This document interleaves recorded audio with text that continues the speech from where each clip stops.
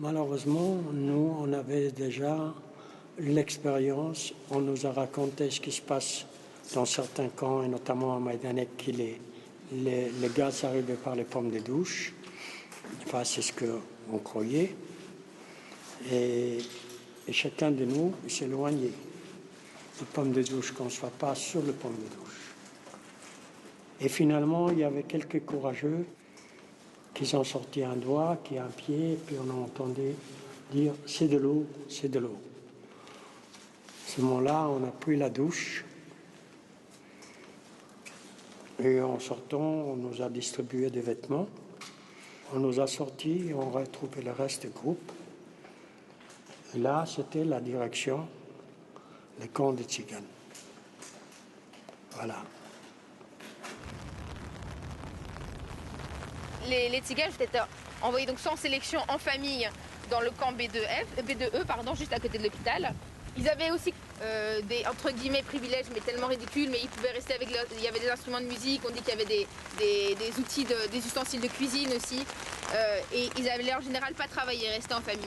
Et les grandes éliminations des Tziganes se sont faites en quelques opérations, une notamment qui avait dû être organisée en mai.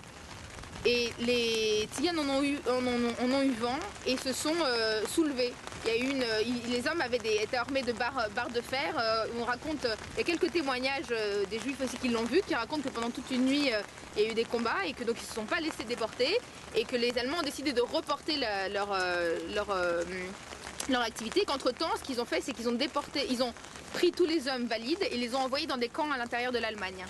Ils les ont envoyés pour travailler en Allemagne, et donc ne restaient finalement dans le camp des Tziganes que les gens un peu plus faibles, les familles et les enfants. Et toute l'extermination a eu lieu en un jour, le 3 août 1944. Ils ont pris toutes les personnes qui restaient dans ce camp, ils les ont envoyés dans les chambres à gaz qu'on va voir. Notamment, j'aimerais bien qu'on y aille parce que je sais qu'ils viennent de poser une plaque toute récente. Cette année, ils l'ont posée en août, une plaque en Roumanie. Oui, j'étais le lendemain que les Tziganes étaient exterminés la veille, c'est-à-dire le 3 août. Et le 4 août, moi je suis arrivé, j'ai remplacé dans le camp de Tziganes, j'ai remplacé les Tziganes. Il n'en reste plus un.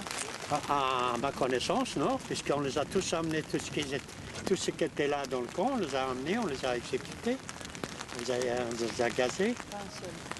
Et les gens ont raconté qu'avant, les SS venaient le soir s'amuser à voir les Tziganes danser autour des feux de camp, et ils jouaient la musique, parce qu'ils avaient leurs instruments encore avec eux, et les SS venaient voir le spectacle.